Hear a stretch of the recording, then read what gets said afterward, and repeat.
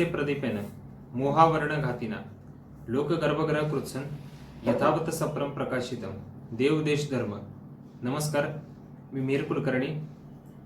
स्वागत आहे आपण सर्वांचं माझ्या युट्यूब चॅनलवर. तुम्ही पाहता इतिहासाची सुवर्णपाने. मागच्या आठवड्यात मुंबईमध्ये राष्ट्रीय स्वयंसेवक संघाच्या शताब्दी निमित्ताने एक भव्य कार्यक्रम आयोजित केला होता. त्या कार्यक्रमात भाषण करताना आदरणीय सरसंघचालक डॉक्टर मोहनजी भागवत यांनी असं विधान केलं, स्वातंत्र्यवीर सावरकर यांना भारतरत्न या सर्वोच्च पुरस्कारानं सन्मानित केलं पाहिजे. तर त्याला विरोध करत ॲडव्होकेट प्रकाश आंबेडकर म्हणाले, सावरकरांनी ब्रिटिशांना मदत केली होती, त्यामुळे त्यांना भारतरत्न द्यावा असं मी मानत नाही. डॉक्टर बाबासाहेब आंबेडकरांचे अनुवंशिक वारस असलेले हे महाशय प्रत्यक्षात किती संकुचित आणि मानसिकतेचे आणि विचारांचे आहेत, हेच आज मी आपल्याला सांगणार आहे. माओवादाचे उघडपणे समर्थन करतात, नक्षलवाद्यांना देशाचे मित्र म्हणतात. यांचे स्वतःचे सख्खे मेवणे कॉम्रेड आनंद तेलतुंबडे सध्या जामिनावर बाहेर आहेत आणि त्यांच्या विरुद्धचा आरोप काय, तर भारत देशाविरुद्ध युद्ध पुकारणे.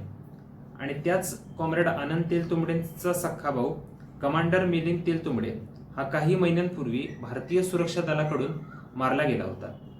सावरकरांनी ब्रिटिशांना कोणती मदत केली होती हे तर त्यांनी सांगितलंच नाही, कारण त्यावर यांचा काहीच अभ्यास नाही. या लोकांमध्ये कोणतीच सकारात्मकता उरलेली नाही.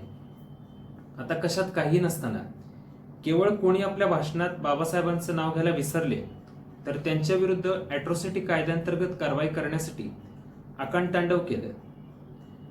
भीमा कोरेगाव हिंसाचार झाला तर मिलिंद भाऊ एकबोटे आणि भिडे गुरुजी यांना अटक झालीच पाहिजे असा एक अलिखित आदेश ॲडव्होकेट प्रकाश आंबेडकर यांनी काढला होता. यांचे स्वतःचे सख्खे मेवणे असलेले कॉम्रेड आनंद तेलतुंबडे या देशाला आंबेडकरवादाची गरज नाही, आंबेडकरवादापेक्षा मला मार्क्सवाद जास्त जवळचा वाटतो असं उघडपणे बोलतात.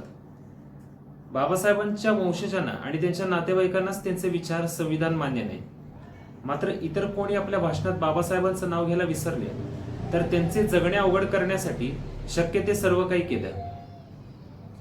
स्वातंत्र्यवीर सावरकरांच्या बाबतीतच नव्हे तर समरसतेच्या बाबतीत यांनी सकारात्मक भूमिका घेतली तर यांच्या अस्तित्वाला काही धोका पोचणार नाही, उलट काही अर्थप्राप्ती झाली. यांच्या आयुष्याचा आजवरचा हिशोब करता ते केवळ शून्य आहे असे म्हणता येणार नाही. तर यांचे समाजामध्ये फूट पाडणारे जे वेगवेगळे उद्योग चालतात त्या तुलनेत हे उणं आहे असं म्हणावं लागेल. बहुजनांना राजकीय आरक्षणाची आवश्यकता नाही अशी प्रागतिक भूमिका आपण कित्येक दशकांपूर्वी घेतली होती, याचा सुद्धा यांना विसर पडलेला आहे. स्वातंत्र्यवीर सावरकरांवर चिखलफेक करताना हे महाशय किंवा अन्य दिवटे काय बोलतात याच्याकडे फारसं लक्ष देण्याची आवश्यकता नाही.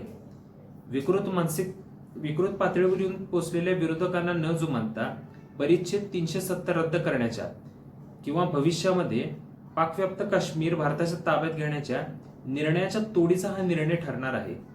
मोदी सरकारने वारंवार सावरकरांना भारतरत्न पुरस्कार देण्याची संधी दवडलेली होती. मोदी सरकारचा याबाबतचा